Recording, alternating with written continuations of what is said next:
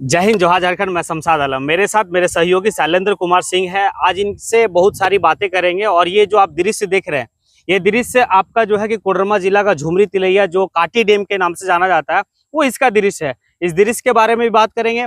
और सबसे पहले ये हम लोग बात करेंगे शैलेंद्र जी से, ये समझना चाहेंगे कि जिस तरह से अभी जो है कि मैया सम्मान योजना झारखंड के मुख्यमंत्री हेमंत सोरेन का महत्वाकांक्षी जो है कि योजना है, और इस योजना को लेकर जो झारखंड का आगामी विधानसभा चुनाव है, इस चुनाव में आखिर कितना असर पड़ेगा, क्या असर पड़ेगा शैलेंद्र जी? बहुत बहुत धन्यवाद शमशाद जी एवं सभी आपके दर्शकों को हार्दिक अभिनंदन। जैसा कि आपने कहा कि ये मैया सम्मान योजना जो है इसका कितना असर पड़ेगा, तो मैं आपको बताना चाहता हूं कि यह जो प्लस माता बहनों ने इसको फॉर्म भर के सबमिट कर चुका है, और ये 97% जो है सो आंकड़ा हमारे सरकार के पास आ चुका है। और 7% भी जो है उसको भी माननीय मुख्यमंत्री ने कहा है कि उसको भी हम नहीं छोड़ेंगे, उसको भी ले लेंगे। तो कहने का मतलब है कि लगभग 50 लाख के आसपास ये जाएगा। तो असर तो ये है कि ये असर के लिए नहीं किया गया है, ये तो माताओं के सम्मान के लिए किया गया है, ताकि सरकारें बहुत सारे कार्य करते हैं, लेकिन जो मुख्य आवश्यकता वाले कार्य हैं तो उसमें समझिए कि 1000 रुपये पर महीना वैसे पिछड़े वर्ग के लोगों को, पिछड़े वर्ग मतलब आर्थिक पिछड़े वर्ग के जो लोग हैं उनके पास पहुंचेगा। तो निश्चित रूप से इसका बहुत विशेष असर इस चुनाव में भी पड़ेगा। और सरकार ने जो वादा किया था उसको समझिए कि कम समय में, चूँकि सरकार पहला 2 साल जो है सो कोरोना में चला गया, और बाद में जैसे ही इन्होंने काम स्टार्ट किया तो बीच में अभी खुद जो है सो एन कैन प्रकरण कई प्रकार के घटनाक्रम से सरकार अस्थिर रहा यहाँ पे। और जैसे ही अब माननीय मुख्यमंत्री फिर से आए हैं तो एक बहुत ही महत्वाकांक्षी योजना जो है मैया सम्मान योजना को पूर्ण सफलता की ओर हम लोग इसको। अच्छा, ऐसा नहीं लग रहा कि जो इस योजना को अभी जो लाया गया है, मैया सम्मान योजना को जो लाया गया है, एकदम एन मौके चुनाव पे लाया गया है? क्या ये चुनावी स्टंट इसको कहा जाए? अगर आप जिस तरह से कह रहे हैं कि यहाँ की माता और बहनों के लिए जो है कि एक सम्मान का जो है कि योजना है, ये अगर ये सम्मान का योजना था तो फिर ये लास्ट पोजीशन पे आने के, आपका 5 साल बीतने वाला, खत्म होने वाला, तब आप जो है कि मात्र 1-2 किस्त आपको मिलेगा, उसके बाद का आगे क्या होगा वो चुनाव की प्रक्रिया के बाद है। अगर ये महिलाओं का फिक्रमंद वाली अगर बात होती तो शायद मुख्यमंत्री हेमंत सोरेन इस योजना को पहले लाए रहते। क्या आपको लग रहा है? शमशाद जी, ऐसा नहीं है।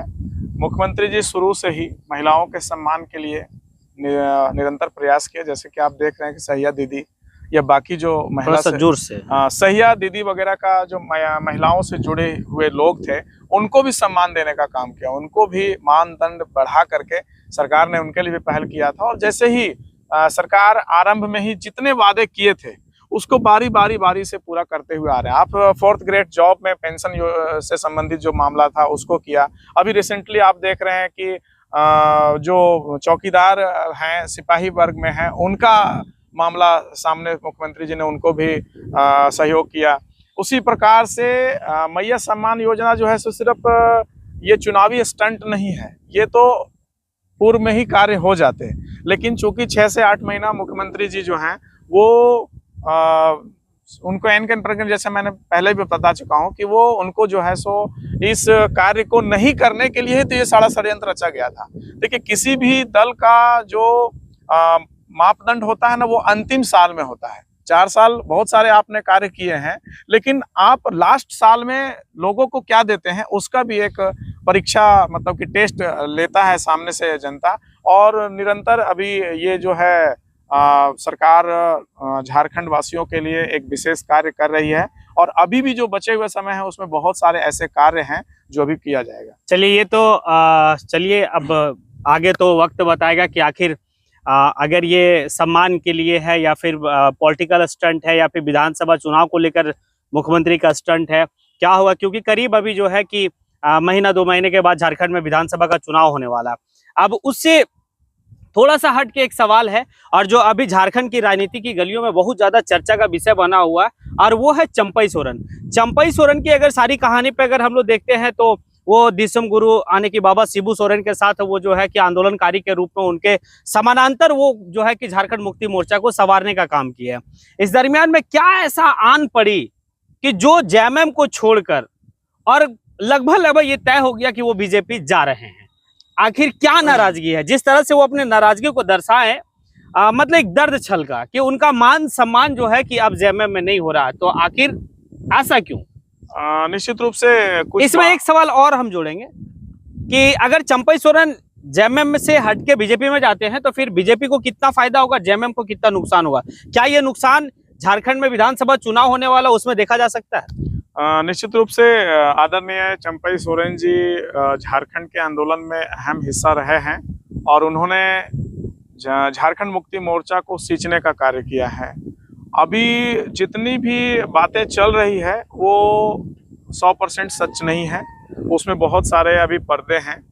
निश्चित रूप से उन्होंने नाराजगी व्यक्त की है, लेकिन अभी तक उन्होंने एक शब्द भी नहीं। आज जो है कि ये बात कहा जा रहा है कि दिल्ली में जो वो रुके हुए हैं, कल जो पूछा गया तो वो बताया कि अपनी बेटी से मिलने के लिए आए हैं, लेकिन आज ये बताया जा रहा है, जो मीडिया हाउस से जो खबर आ रहा है वो ये आ रहा है कि उनकी मुलाकात जो है कि जो बीजेपी का आला नेता है उनसे उनकी मुलाकात हुई, बात हो गई है।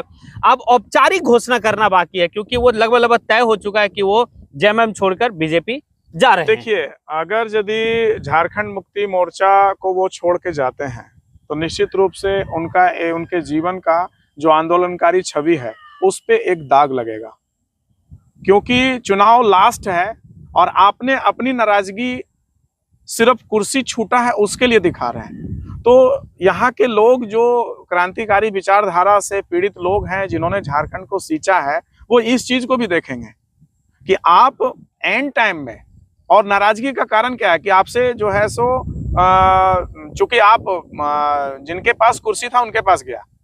माननीय हेमंत सोरेन जी ने इनको अपना अभिभावक समझ करके जब तक वो जेल गए तब तक इनको संभालने के लिए दिया था, और जैसे ही वो आए तो विधिवत पूर्वक इनसे वो कुर्सी लिया गया। उसके लिए किसी प्रकार का कोई अच्छा, अगर 2-3 महीना और अगर चंपैदा को रहने दिया जाता तो क्या परेशानी था जेएमएम को? निश्चित रूप से देखिए, ये यहाँ पे अभी संगठन गठबंधन में है, ये सिर्फ झारखंड मुक्ति मोर्चा की सरकार नहीं है, इसमें हमारे अलायंस भी हैं, आरजेडी है, कांग्रेस है और वाम दल के भी लोग हैं। तो आप ये नहीं कह सकते हैं कि क्या परेशानी होगी, कुछ ना कुछ तो समस्याएं थी। ये ऐसा नहीं है कि चंपई जी के कारण था, लेकिन गठबंधन है तो गठबंधन का कुछ मापदंड होता है और उसके तहत सभी दलों ने निर्णय लिया कि हमारे लोकप्रिय मुख्यमंत्री जो हेमंत सोरेन थे पुनः उन्हीं को बनाया जाए। तो इसमें विरोध भी कैसा? आप जैसे अगर कह रहे हैं कि इससे क्या हो जाता, तो मैं भी वही कह रहा हूं कि इससे विरोध भी किस बात का, जब आपको अभिभावक समझ करके आपको चलाने के लिए दिया गया था और आवश्यकता पड़ने पर आपसे सह सम्मान उसको वापस लिया गया, तो इस पे किसी भी प्रकार का विरोधाभास नहीं होना चाहिए। लेकिन विपक्षी दल जो हैं वो एक अवसर तलाश करते रहते हैं कि कब जो है झारखंड को अस्थिर करने का एक माहौल बनाया जाए। तो वही स्थिति यहाँ पे भी चल रहा है। जैसे ही झारखंड में जब हेमंत सोरेन सरकार ने कार्य करना चाहा, तो लगातार ये पूरे कार्यकाल में पहला 2 साल कोरोना काल को छोड़ करके जो लास्ट 3 साल है उसमें लगातार विपक्ष जो है, यूं कह ले कि यहाँ केंद्रीय गवर्नमेंट जो है वो हमेशा सरकार को डिस्टर्ब करने का काम किया। चाहे वो आरंभ से ही देख लीजिए आप, इस बार भी इतने बड़े लोकसभा चुनाव में आपने इतना बढ़ चढ़ करके उस मामले को इतना हाईलाइटेड किया, सब जगह जाके आपने दुष्प्रचार किया, मिला क्या? ढाक का 3 पात। आज मुख्यमंत्री जी हमारे पास हैं और मुख्यमंत्री के गद्दी पे सवार हैं और वो झारखंड को चला रहे हैं, और आगे भी जिस प्रकार से वो लोकप्रिय काम कर रहे हैं, निश्चित रूप से झारखंड में पुनः झारखंड मुक्ति मोर्चा के नेतृत्व में सरकार बनेगी। चलिए, ये तो हमारे सहयोगी शैलेंद्र कुमार सिंह जी का जो है कि कहना है कि फिर से आने वाले वक्त 2024 का जो झारखंड में विधानसभा चुनाव होने वाला, तो अगले बार भी जो है कि झारखंड के मुख्यमंत्री संभवतः जो है कि हेमंत सोरेन ही बनेंगे, क्योंकि जनता जो है कि उनको आशीर्वाद देगा, जिस तरह से वो पिछले टाइम मतलब अभी जो वो कार्य किए हैं, इस कार्य को लेकर। अब जो है कि जहां पर हम लोग हैं, और ये जगह है आपका मतलब तिलैया डैम काफी फेमस है। इस तिलैया डैम का उद्घाटन जो है कि भारत के प्रथम प्रधानमंत्री पंडित जवाहरलाल नेहरू किए थे। अब थोड़ा सा देखिए कि इस दृश्य के बारे में, यहाँ का मनोरम जो दृश्य है, उस दृश्य के बारे में शैलेंद्र कुमार जी बताइए कि आखिर क्या लग रहा है? निश्चित रूप से आना चाहिए लोगों को। निश्चित रूप से ये जो दृश्य है, ये पूरे बिहार झारखंड का सबसे विहंगम दृश्य में से, सबसे सुंदर दृश्य में से एक है। यहाँ पे प्रकृति ने अपने मतलब पूरा मेहरबानी किया है कोडरमा पे, लेकिन जो सरकारें रही है वो थोड़ी सी उदासीन रवैया अपनाए हैं इस व्यवस्था को और बेहतर बनाने के लिए, क्योंकि ये जो स्थान है ये समझिए लाखों लोगों के लिए आकर्षण का केंद्र है, उनके लिए रोजी रोजगार का केंद्र बन सकता है। मतलब इसको मतलब कहा जाए तो एक बहुउद्देशीय परियोजना है। जी जी जी। बहुउद्देशीय परियोजना में बहुत सारी बातें आ सकती है, आपका रोजगार से रिलेटेड है, बिजली से रिलेटेड है, मत्स्य पालन से रिलेटेड है ना। तो मतलब सरकार आपकी है, ठीक है, बात वहीं पे आ रही है। जी। फिर उदासीनता जो यहाँ दिखने को इस पे मैं कहूंगा आपको शमशाद जी कि आप याद करेंगे कि अभी तक 24 वर्षों में, पीछे में नहीं जाता हूँ, 24 वर्षों में पहली बार इस जगह को अगर कोई प्राथमिकता दिया है तो वो ये सरकार दिया है। क्योंकि जब यहाँ पे डीसी महोदय थे तो आपको याद होगा कि एक फेयर किया गया यहाँ पे पहला बार जो है, सो एक यहाँ पे लोगों को बुलाने का प्रयास किया गया। जी। लेकिन क्या है कि आप एक बात समझेंगे कि जिस क्षेत्र में हम हैं, यहाँ के एमपी को, यहाँ के एमएलए को ज्यादा दायित्व बनता है कि आप इस चीज को विधानसभा में उठाएं, लोकसभा में उठाएं। तो ये मैं अपने सरकार की जहां तक बात है तो आपने देखा कि इस बार यहाँ पे एक शायद रमेश घोलप सर थे, उस समय एक विशेष यहाँ पे पूरे क्षेत्र से टूरिस्टों को और प्रतिभागियों को बुला करके बोट रेसिंग वगैरह का कार्यक्रम किया गया था, इस जगह को आकर्षण में लाने का कार्य किया गया था। लेकिन उसके बाद जो है सो नहीं हो पाई, क्योंकि मैंने बार बार कहा कि जब जब सरकार कुछ करने का प्रयास किया है तो सरकार को ही अस्थिर होने का मतलब कि करने का अस्थिर करने का जो है सो एक भरसक प्रयास किया गया विपक्ष के माध्यम से। तो ये जो क्षेत्र है निश्चित रूप से यहाँ के एमपी एमएलए जो हैं, ये तीनों क्षेत्र से आप देख लेंगे आसपास में जो भी हैं, यहाँ के चाहे हमारे ही संगठन से क्यों ना हो, मतलब ये जो डैम है, इस डैम 3 छोर को, जैसे 3 विधानसभा की छोर को हम ले लेते हैं। एक तो बरही विधानसभा, बिल्कुल, दूसरा कोडरमा विधानसभा, तीसरा बरकट्ठा विधानसभा। अगर ये तीनों विधायक मिलके अगर सदन के पटल पे, विधानसभा के पटल पे अगर आवाज उठा दे तो वाकई में जो है कि यहाँ पर एक दृश्य बहुत बेहतर होता, रोजी रोजगार मिलता। साथ ही 2 एमपी, एक तो हजारीबाग का, एक कोडरमा का। चलिए ये तो है। अब यहाँ पर है कि अगर आप लोग को लगता होगा कि ये किस छोर है, तो हम लोग एक दूसरे छोर है, ये अंतिम छोर वाली में है।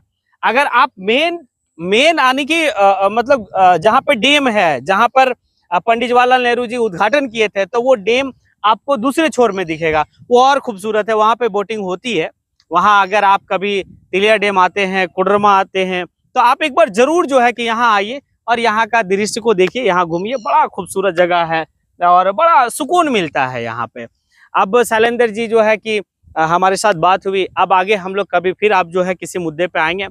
आप लोग जो है कि कमेंट जरूर करें कि आखिर हमारी जो बात होती है आप लोग को क्या बेहतर लगता है, या फिर हमारी जो जोड़ी है ये डिबेट की जोड़ी, क्या इस जोड़ी को निरंतर आगे चलते रहना चाहिए। तो अगर आप लोग को ऐसा लगता है तो फिर आप कमेंट बॉक्स में आके कमेंट करें। इसी के साथ मैं अपनी बात को यहीं पे समेटता हूँ। निश्चित रूप से बहुत बहुत धन्यवाद दोस्तों। मैं चाहूंगा कि आप जो हैं इस प्लेस को, इस स्थान को बहुत विशेष बनाने में अपना योगदान दें, अपना कमेंट करें और इसको अधिक से अधिक लोगों तक शेयर करें, ताकि शासन प्रशासन तक ये चीजें जाए और इस क्षेत्र को विशेष बनाने में अपना योगदान निभाएं। बहुत बहुत धन्यवाद।